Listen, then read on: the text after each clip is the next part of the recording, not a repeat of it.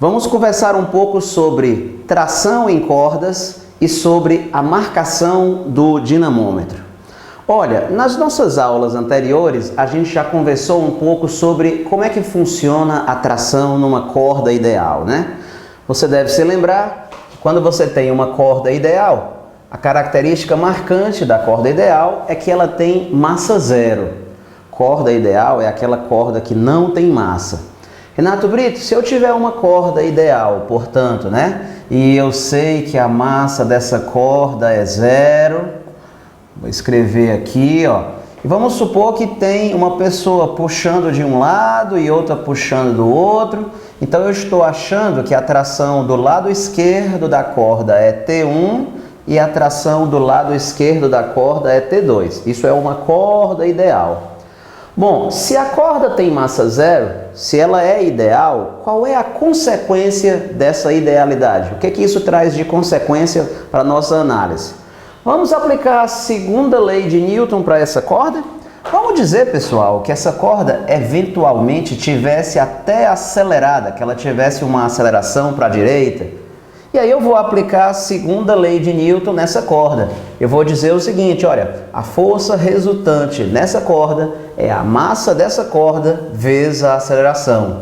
Acontece, pessoal, que a massa dessa corda vale zero, porque ela é uma corda ideal, né? Então, se a massa da corda vale zero, quanto é que vale zero vezes qualquer aceleração, qualquer número? Bom, zero vezes qualquer número vale zero, né? Então, eu já sei que a força resultante na corda ideal, ela sempre vai dar zero. A força total, a força resultante. A força resultante aqui, pessoal, é a força total, é a força resultante entre T1 e T2. Ou vai ser T2 menos T1, ou vai ser T1 menos T2. É a força total, entende? É a força resultante. Ela sempre vai dar zero, porque a corda tem massa zero. E isso nos leva a concluir o que, professor? Que T1 sempre vai ter o mesmo valor de T2. Toda vez que eu tiver uma corda ideal, uma corda sem massa, a tração numa extremidade sempre tem o mesmo valor da tração na outra extremidade. Ah, então quer dizer que eu vou ter que usar a mesma letra T, a mesma letra T. Meu Deus! É verdade. Então, quando você tiver a mesma corda, não adianta você chamar a tração numa extremidade de T1 e a outra de T2, porque essas trações sempre vão ter o mesmo valor. Chame logo de T.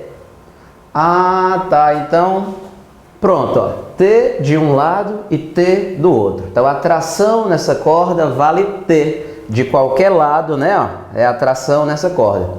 Vamos inventar um valor para essa tração. Vamos dizer que essa tração vale 10 newtons. Pronto, vamos dizer que T vale 10.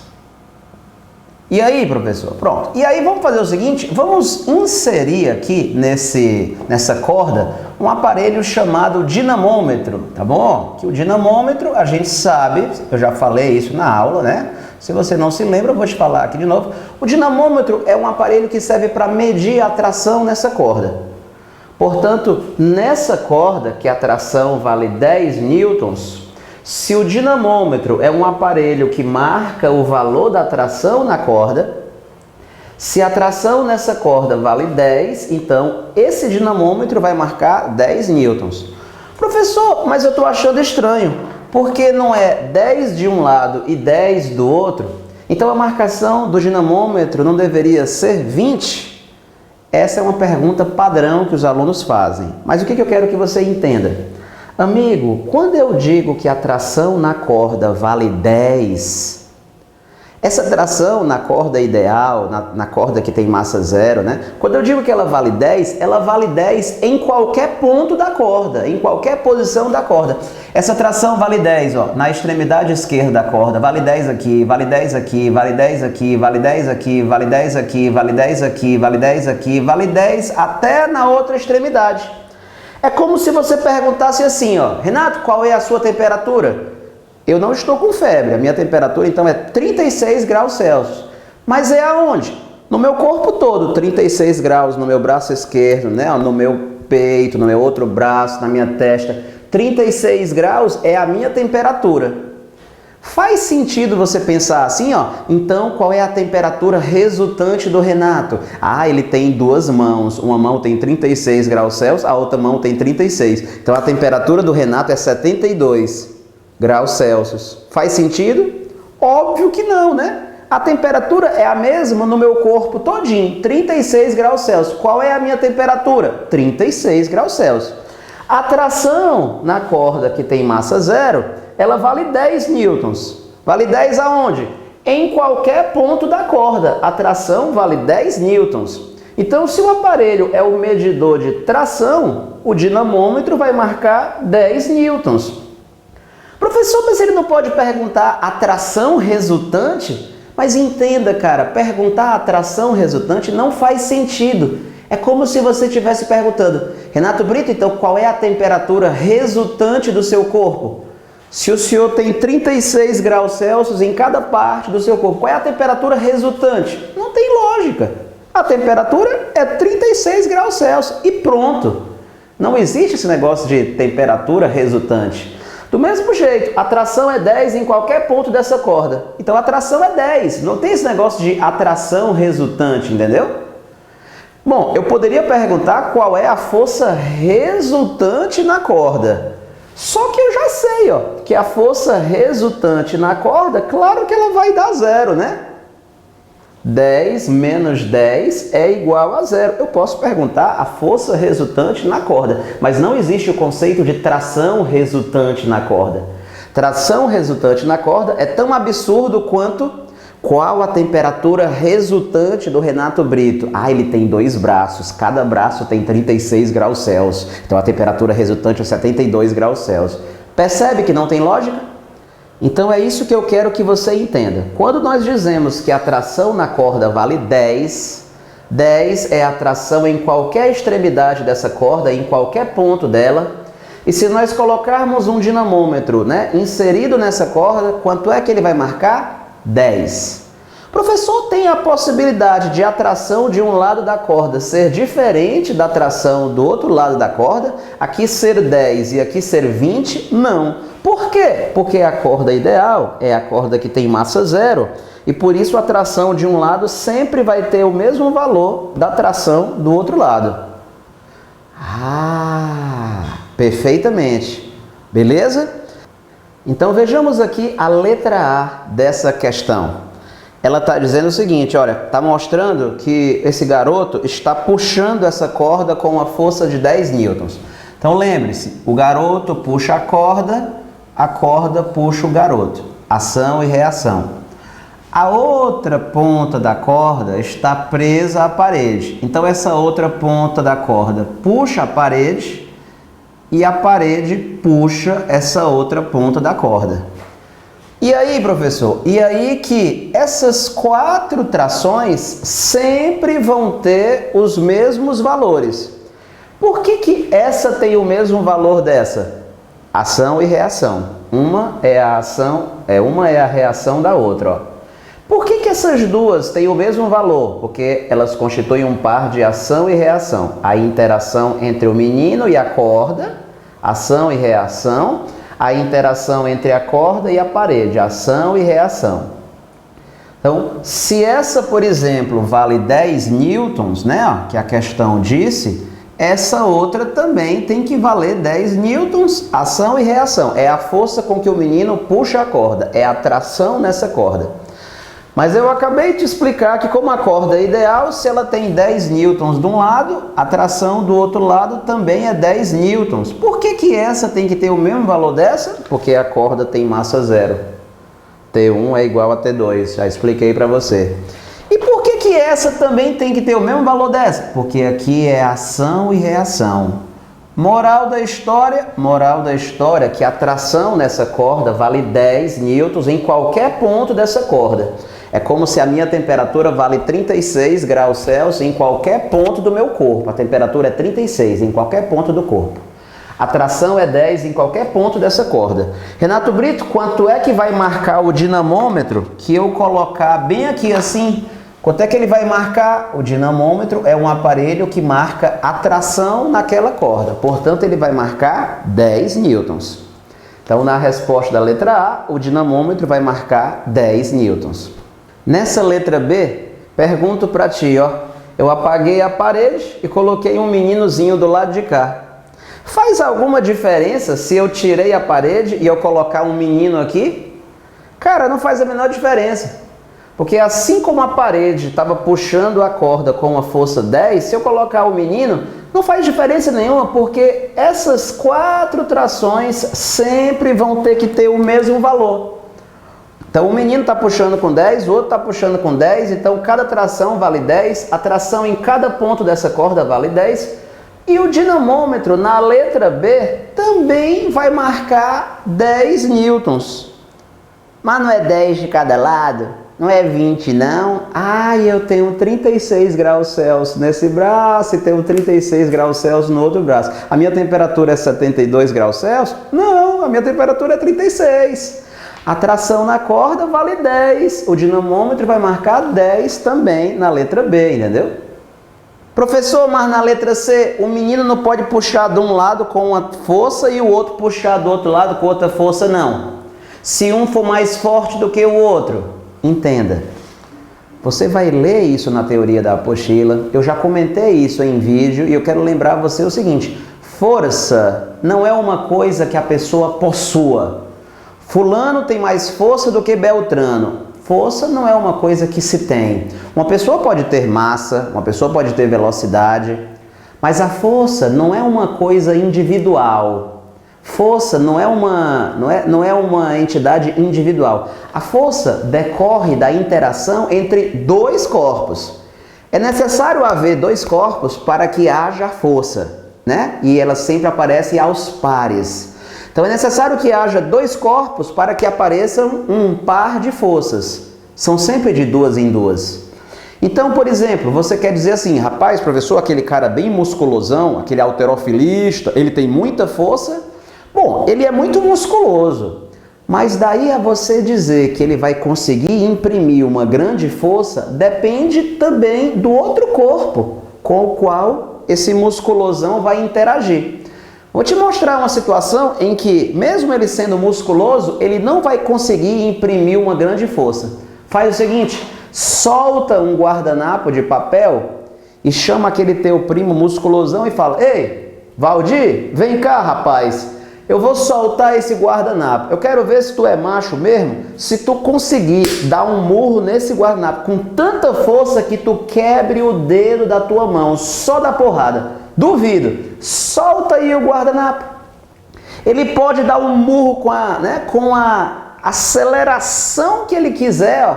Mas como o guardanapo tem uma massa muito pequena, tem uma inércia muito pequena, o impacto decorrente da mão do musculosão com esse guardanapo de papel nunca vai ser suficientemente violento para quebrar a mão do cara.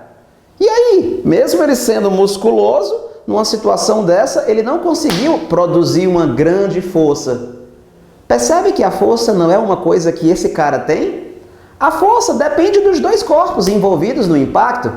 No caso aí, vai depender também se o outro corpo é maçudo, se ele é duro, né? Se ele é rígido.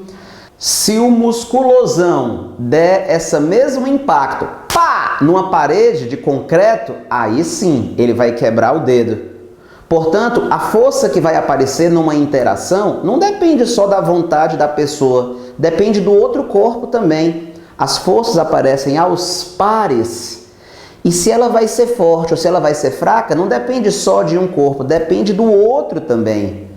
Então, não fique achando, né? Ah, o cara musculosão tem mais força do que o magrelo. Não existe isso.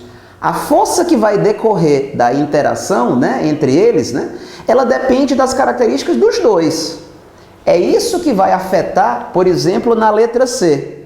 Por exemplo, na letra C, você está propondo o seguinte, que o boneco da esquerda, ó, ele é mais forte do que o da direita. Você tem a esperança de que ele vai puxar com mais força.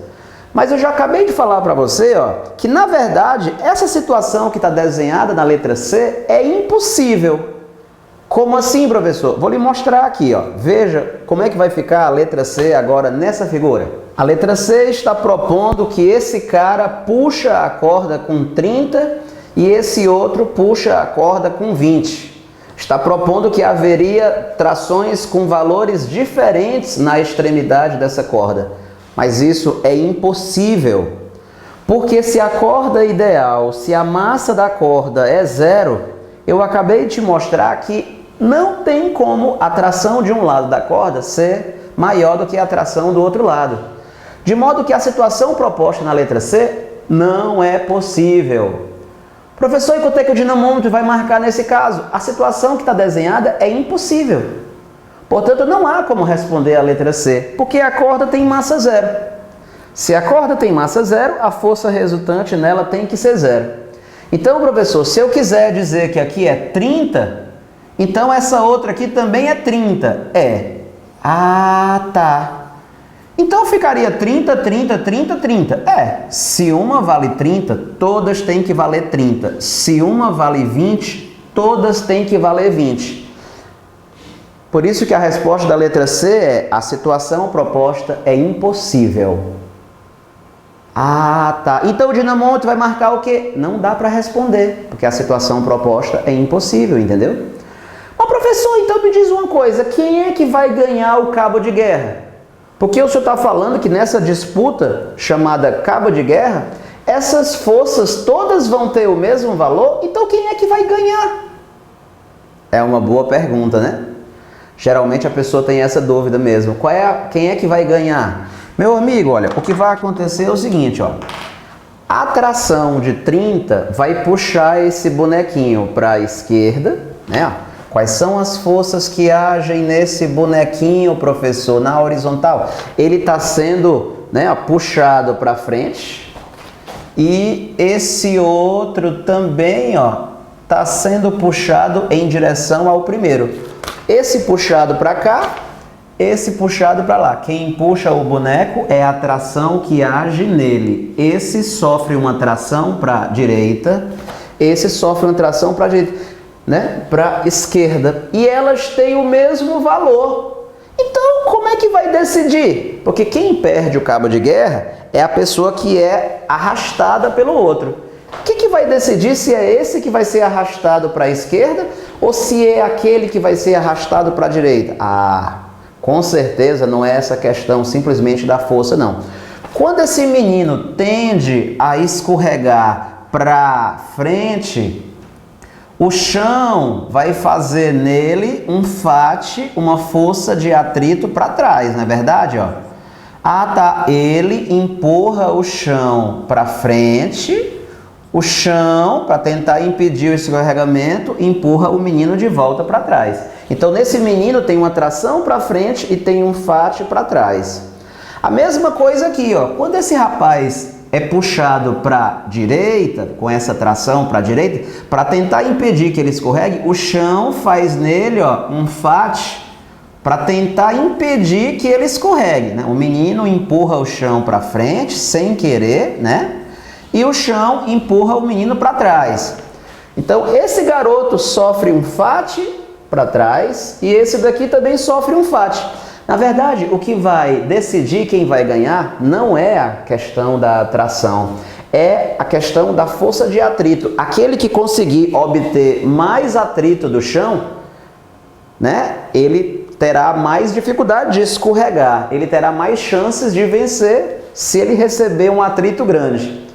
E o que faz para o atrito ser grande? Ó, se o cara tiver com o chão assim, todo sujo de talco, calçando meias, vai ficar muito escorregadio, né? Se o outro cara tiver com um sapato antiderrapante num solo bem, né, que não é liso, bem áspero, ele vai ter mais chances de ganhar. Professor, e a questão de ser muito maçudo, um gordão e um magrinho? Claro que se o cara é gordão, o peso dele vai ser grande, a normal vai ser grande, a força de atrito estática tende a ser grande quando a normal é grande, concorda? Então, ser grande também propicia uma grande força de atrito e, portanto, tem mais chances de ganhar o cabo de guerra, né? Também tem a questão da inércia, né? Se uma força de 30 newtons e uma força de 30 newtons agem em pessoas que têm massas diferentes, pensa aí comigo, 30 newtons agindo num cara de massa 90 quilos. 30 newtons agindo num cara de massa 90 quilos. O mesmo 30 newtons agindo num magrela de, inventa aí, 30 quilos. É uma criança, 30 quilos. Bom, qual desses 30 newtons tende a produzir maior aceleração? Vamos fazer aqui a conta. Qual é a aceleração que essa tração de 30 newtons produz num cara que tem essa massa? A aceleração que essa força vai produzir seria essa força, né, dividido pela massa desse cara. Meu amigo, uma tração de 30 newtons agindo na massa de 30 quilos. Então, esse cara tende a acelerar para frente com uma aceleração 1. Tá. E esse daqui, professor? Pronto. A força é a mesma. O valor é o mesmo, 30 newtons. Mas esse cara é um gordão, ele tem 90 quilos. Ele tende a acelerar para frente. Com que aceleração? Por causa dessa tração aqui. Vamos lá, pela segunda lei de Newton, a aceleração produzida por essa tração seria a tração dividido pela massa do camarada. Portanto, 30 newtons agindo numa massa de 90 quilos. Quando eu faço essa conta, vai dar o quê? Vai dar 1/3, né? Se você dividir, vai dar 0,33333, né? Ou seja, apesar de ser a mesma tração, mas o cara que é gordão, ele tende a ser acelerado para frente, ó, mais fracamente. Ele acelera para frente mais fracamente porque ele tem muita massa, porque ele tem muita inércia. O magrelo, puxado pela mesma força de 30 newtons, ele vai ter uma aceleração para frente 3 vezes maior do que aquele. Portanto, esse magrelo tende a ser puxado para frente com uma aceleração maior pelo fato de ter menos massa. Então, professor, o fato de ser gordão no cabo de guerra ajuda de duas maneiras. Tanto pelo fato de que vai produzir maior normal, maior atrito, como também, como ele tem mais massa, tem mais inércia, né? Ele tende a acelerar para frente com menos aceleração, ou seja, é mais difícil dele perder, né? Porque quem perde é quem vai para frente e aí é arrastado pelo outro. Então, não pense que quem ganha o cabo de guerra é quem puxa a corda com mais força, porque isso é ilusão. Ah, professor, mas me diga uma coisa, se eu pegar essa corda e eu fizer assim, ó, com uma força enorme, se eu fizer logo uma força de 1000 newtons, não se iluda. Se você fizer 1000 newtons, na verdade não é você que faz, né? É a força que decorre da interação entre você, a corda e a outra pessoa. Lembra do musculosão que ia bater do guardanapo de papel? A força que aparece depende só do musculosão? Não, depende do guardanapo de papel também. Então, se você e o outro cara produzem uma tração de 1000 newtons, não se iluda, essa tração de 1000 newtons vai ser a mesma nas 4 posições. Essa tração vai ser 1000, essa tração vai ser 1000, essa tração vai ser 1000, essa tração vai ser 1000. Os dois vão ser puxados com 1000, entendeu? E de novo, o desempate tem a ver com quem tem mais massa, quem tem mais atrito, quem tem mais inércia. É essa pessoa que tem a tendência a ganhar o cabo de guerra, beleza? Então pronto, finalizamos essa questão complementar, né? Analisamos a questão aí de como é que funciona o dinamômetro, quem é que ganha o cabo de guerra, né? A disputa do cabo de guerra, beleza? Espero então que você tenha entendido muito bem. Se você ainda tiver dúvidas, fale conosco na área VIP do assinante, né? Aqui no Telegram, tá bom? Forte abraço, vamos passar para o próximo vídeo.